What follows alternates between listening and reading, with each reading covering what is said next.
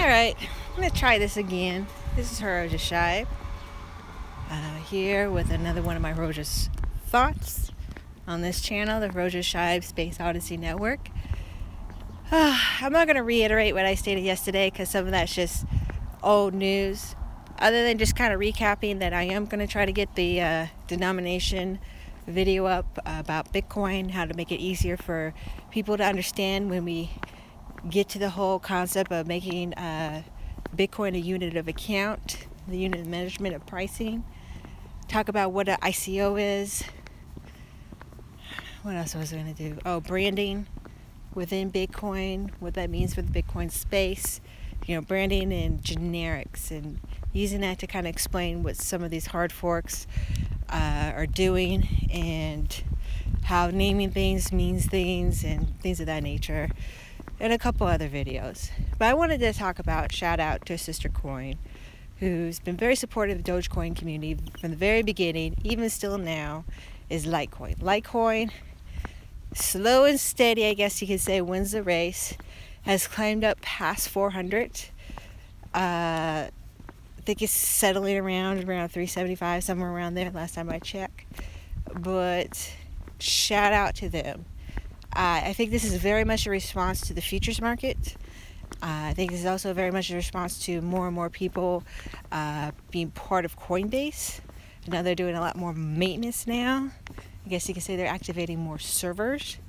That's people are seeing assets that they can obtain and buy, and right now, being Coinbase being the biggest daddy in the U.S., you know, there's not the only one. It's Kraken and GDAX, but Coinbase UI is a little bit much easier than those other places. Then, yeah, so the price has risen, and good for them. They're a quality coin. They've been around. They're pretty much been like the third, fourth cryptocurrency in creation. Very much a fork off of Bitcoin, but with the changing of the script, more coins in existence. They have done atomic swaps. They're the first ones to activate. Well, they weren't the first ones, but of the major coins, they're the first ones to activate SegWit. They got Lightning Network going on. They have, because they share the same parameters of Bitcoin, they have a lot of these same qualities and properties, but not the same dev team or the same hesitancy to update and fork. Just don't. They don't have the same dynamic, if you will. And there's a lot of reasons for that. So great, Charlie Lee is out there. If you want to hear a great interview of him, I'll have a link in the show notes eventually with Ken Bozak. Did an interview with Charlie Lee. He's always been a very positive person within the cryptocurrency space. I wouldn't say a cheerful guy, but just, you know, a positive person. Doesn't, you know, attack other people necessarily. If you talk sideways out of your mouth, he will clap back on occasion.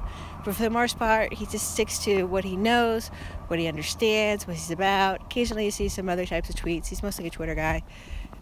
He's been doing a lot of rounds of interviews, so good on them, good on the Litecoin team, the Litecoin Foundation. I have interviews with one of the members of the foundation, Andrew Vegetable, just talking about Litecoin and their plans and what they're seeking to do from way back in the day. So this is something they've been, you know, chugging along for quite some time now. Other than that, you know, Honey Badger don't care about no futures. Now people are not shorting, they're going long. So we'll see how that goes, what that will do for the price, if people are going to make the long game happen, if there's going to be a manipulation, if anything like that. There's a whole thing with Bitfinex. I'm still kind of waiting for some of that to settle down and get, you know, proper news, consistent news about Bitfinex. I know they have the issues with Tether. I know they have the issues with withdrawals. I think they had like a couple different flash crashes. Yeah, there's a lot of stuff going on. But this has been happening with all the exchanges. Even happened with the Chicago Merkle Exchange. The circuit breaker broke twice as people tried to, you know, either short or change or get into the game when it comes to Bitcoin.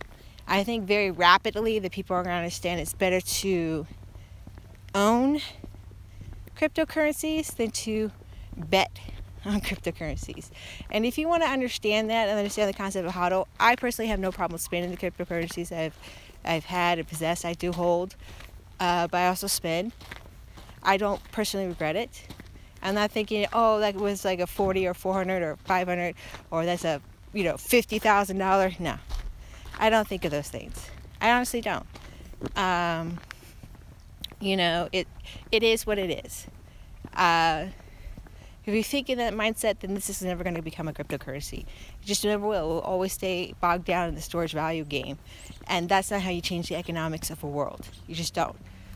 So, where was I going? Oh, so Skive Crypto, I'll have a link in the show notes about him. He did a great episode explaining really just the basics of why not only is BitConnect skeezy, that coin that's out there, that scam that's out there, that Ponzi scheme that's going to blow up in people's faces eventually. Yeah, they had a yacht party. Yeah, some of these guys have their faces public, but a lot of them are not in the States, like not the main players. They know which countries not to go to. Okay, I guess you might say they've learned from their previous Ponzi schemes. Some of them are associated with that big OneCoin. But basically he broke down how the investment he made in BitConnect, if he just held onto that Bitcoin, he would have much better gains. He would have, I forgot what the percentage was, but a far greater gains. And that most of the people that were making money were making not off of BitConnect itself with a loaning and lending platform, but from the referral game. So there's that to think about. Crypto Daily, one of the bigger YouTube guys, got to 50,000. There's a few 50,000 cryptocurrency oriented blogs, and many of them are actually very good. But we're still a very small space. There's no one in the $1 million mark. That might change. If anyone, I would think would be Crypto O or Omar Bam might make it up to there. Maybe a couple of the trading platforms like DataDash, I think is a better one out there. Maybe Crypto News. Though Crypto News is very good informational wise, entertainment wise. Not my cup of tea, but if you want really solid by the numbers breakdown, like they're super technical, brainiac type of deal, if you have a fine understanding of the financial system, or if you just want to hear and listen and learn, that's another great channel. They're very good at expressing and explaining it, showing the charts. They could break it down a little bit better. I think DataDash, he breaks it down a little bit better. But from observing and watching their channel, they have not been, not big FUD guys. They've been very consistent, very precise. They admit when they're wrong. They state that they don't know something. They say this is a possibility or a probability. I'm not certain. Let's look into it. And just kind of break down the different scenarios that could potentially happen, but not saying that this will happen. There's been a few times when they said this will happen and they've been right, particularly about the price at the end of the year. But sometimes some of those things are, I don't know, I didn't think it was to be this high. I don't think anyone thought this high. I think everyone was going like 5,000. That would have been a reasonable predictor. Now, we still have, December 12th? Got to do quick maths. Christmas. 15. 15 more days to the end of the year? And then we're like done? Could we make it to 50K? Oh, I don't think my eyes would bleed if it hit 50K.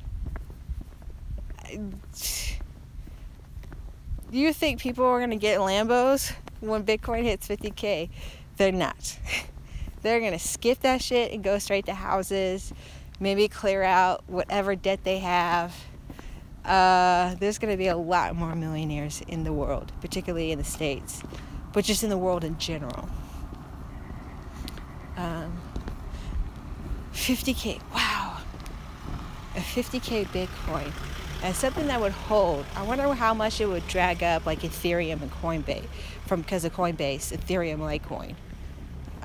Not financial advice, but if you don't have those coins now would be the time to buy them. Wow. So this was just, interesting stuff. I do think that the price has been both a positive and a negative thing on this space. I think the price being so high has really made people take some stock about why they're here, what they're looking for, and really understanding cryptocurrency. Because before, like the noobs, they were like looking for a short-term, investment. Like by the end of the year, they were going to cash out, or maybe 3 months, or wait for a certain price point. But now that is accelerating so high, now so much attention's in this space.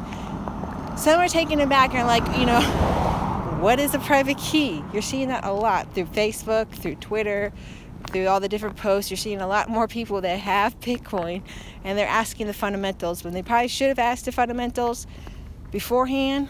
But that's a little bit of our fault. We haven't made the fundamentals that very easy for people to obtain. Yeah, you can do the Google search and stuff like that, but do a Google search about how to change your oil, and you'll find a plethora, pages on pages, from videos to blog posts to the different types of oils, so everything from the different voices, different people saying it, different languages. There's a plethora, and there's not a plethora of the fundamentals. There's great voices about the fundamentals. Antonopoulos is one of them.